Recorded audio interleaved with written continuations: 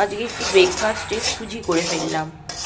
তো সুজিটাকে একটু বেশি ভাজলাম, অন্যদিন একটু কম ভাজি, মানে সাদা সাদা থাকে।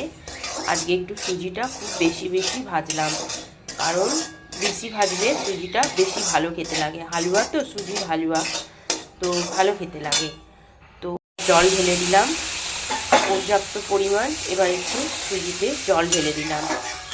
তারপরে কী দেবো দেখ, এই যে তারপরে দেবো আমুল দুধ, কারণ আমুল দুধ দিয়ে আমার সুজি খেতে খুব ভালো লাগে।